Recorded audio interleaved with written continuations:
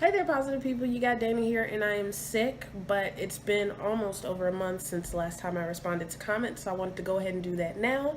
So I am going to try and bust through as many of these as possible because I ain't keeping my promises as far as like answering questions. So first thing that I see here is a comment from Jason Starr on my Fremont vlog, and he said a bigger little 5 points, and I don't feel like that's a good comparison because there's so much happening down in Fremont, and it's way more than what was going on in Little 5 Points. Like for me, Little 5 Points is like an awesome eating, shopping area. They'll have little festivals and things going on, but just day to day, there's something going on in Fremont because there's more bars and things like that. There's the Fremont Sunday Market and Nectar Lounges down there, so you can pretty much get live music on an almost nightly basis down there. Corporations and companies actually operate in Fremont, so that's the reason why I don't feel like you should compare the two. But the next thing that I see is I have a question. This is from Sean Joseph, and he asked it twice on 2 different videos, and he might be low-key trolling because I see that profile picture, but I'm gonna let you live. And your question was, do you see a lot of black males with white girls? Okay, I'm gonna go ahead and just say interracial dating is a thing here. It's very prevalent here, and it's not just black and white, white and black, whatever. There's tons of interracial dating going on, and that's that. It would make sense if black people are the minorities here, that they don't just date other black people. Adams 8, oh god, this is long. Okay, Adams 782003 wrote, I'm from Louisiana, and the question that I have is, how hard was the transition from being from the South and moving to the Northwest? I know the cultures are totally different, and I talked about this in the PNW versus Deep South video, but yeah, it's total culture shock.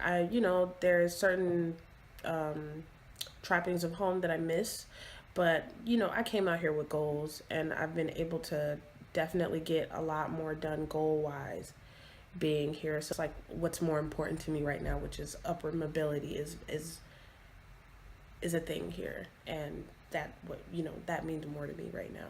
I got like a lot of really positive messages from like women, and I have to say that all the women that are watching the channel, like, thank you for like the love and support. People are so sweet, and it's nice to see that kind of stuff. None of your beeswax wrote, Jamaican food, I'm on my way, stew peas to follow. Okay, so yeah, when you bring the stew peas, can I also get some bun and cheese, some ackee and saltfish, some curry goat, some curry chicken? Yeah, just bring all of that. Some roti, bring that. You can bring some ginger beers with you as well. I'll take some of that. And just wrap that all in a care package and just bring that to me. Chung Kristen 88 says she's gonna start a blog when she comes out here. Please do. You know what I'm saying? Please do. Show people how it's, your perspective. I feel like YouTube is one of those things where it's like, even if no one watches you, it's just nice to have the videos to look back on. Like, some of my favorite videos on the channel are videos that have like 30 views, but like I didn't have no car and I was a freaking bum, and I'm walking and I'm talking to myself essentially, and looking back on that stuff and then seeing where I'm at now, it's like, damn, oh, look at all this progress you've made. It's like a living, breathing photo album. And to anybody that's making a change in their life, even if you decide to make everything private or unlist everything, it's nice to have like actual video evidence of where you were. Obviously too, like I've watched Marley grow in the videos, so that's pretty cool to me. Obviously there's a lot of stuff on my channel that now is private because I feel like they're more family memories than things that I need to share with this audience. But I think it's dope to like have this tangible record of a time period in your life. Shanique wrote on a video, she said, OMG, I met this girl who said she would rather have the South racism compared to the passive aggressive attitude of racism here. It baffled me. Yeah, to the people that are like, I'll take overt racism over covert racism, it's like, really, you want to be pissed off every single day and like holding your tongue because somebody's going out of their way to be rude to you or give you a hard time in the South? Like, really? And I'm not saying that there's going to be some safe haven where black people go and are going to be treated as good as whomever, But yeah, I will take not having to deal and confront certain things over not. And it's like when you've grown up in a place and lived in a place for so many years, you often want the change. And to the people that want to stay there, that's your business. That's just not where I want to be right now in life. Rain Waters asked about real true soul food restaurants. There are some. Like Nate Robinson owns a restaurant in like downtown that I've been meaning to check out.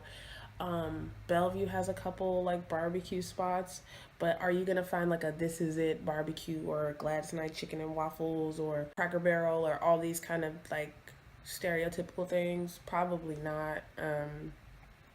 There's there's way more foreign food than like comfort food. And you're gonna find more pumpkin pie than sweet potato, so take that as well. Underneath that comment, this guy named Jimmy King wrote, "We had a lot of soul food restaurants here in the Central District until we got slammed with gentrification," and it sounds like that sentiment can be said in a lot of places. I even talked to my friend about it, and she was like, "Yeah, Central District, Cap Hill, and a lot of places have changed, and as a result, restaurants that have been there aren't there anymore." So, are there any other questions?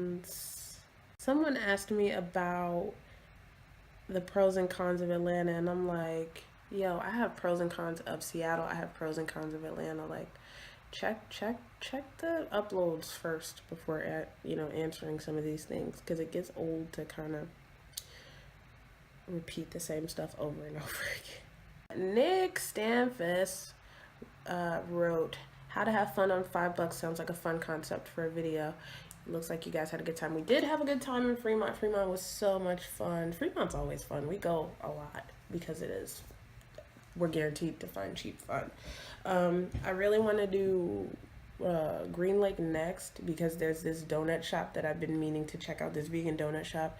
Oh, by the way, for people that are like curious about me being vegan, as of right now, I'm kind of taking a break because it's been super expensive. And don't get me wrong, like, I know how to be a cheap vegan, but it's hard to be a cheap vegan and not have to cook all of your meals all of the time. And being a single parent, I often don't have the time to meal prep. So, I definitely want to work my way back to being fully vegan, but right now I'm definitely taking a step back, and it was never an ethical decision for me, so kind of hopping back and forth,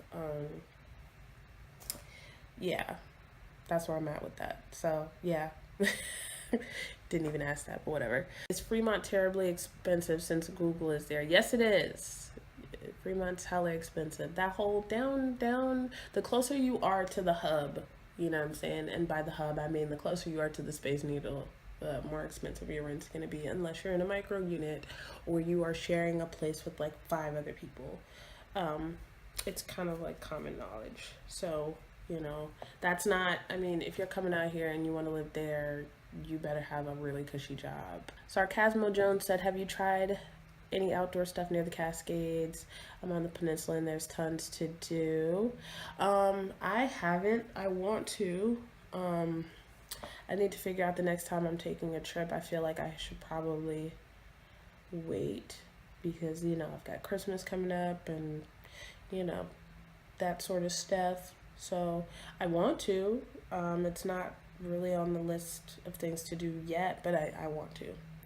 And if you have some specific places in the Cascades that I need to check out, let me know. You seem to be a man about town, so definitely let me know of some good spots to go to. Katie from Katie and the Bo Peep said, "Congrats on 1K, Dana. One day I'm going to be congratulating you on 100K. And I said, "You'll make it before I do." And I still feel the same way. Katie, if you do not follow her channel, she's a rockin' mom. She does like eating videos and her kids are awesome and she has this awesome life. So go and check her out if you want like another positive family vlog to follow that's not like some huge corporate vlog. No shade, but yeah. What's the other link to my other channel? It's The Envied Life, all one word. I'm going to be posting there soon, very soon. I'm going to wrap this up. Like I said, I definitely want to get a video up because I hadn't done one in a month and these things slipped my mind. I am super, super sick. The season change has definitely done a number on my throat and my nose and my everything. I've been hacking and coughing, and I have taken 2 sick days from work because a girl is ill. And I'm hoping that I'm good enough to go to work tomorrow because I didn't want to use all my sick time up. But I tell you, this little cold situation I have going on right now is doing a number on me. Like, my nose is all like gross, and I got like that rough from like wiping my nose too much, and it's just a mess. It's not cute. I'm not cute right now, but I really wanted to get this video up. And yeah, as always, thanks for watching, and until next time, peace, positive people.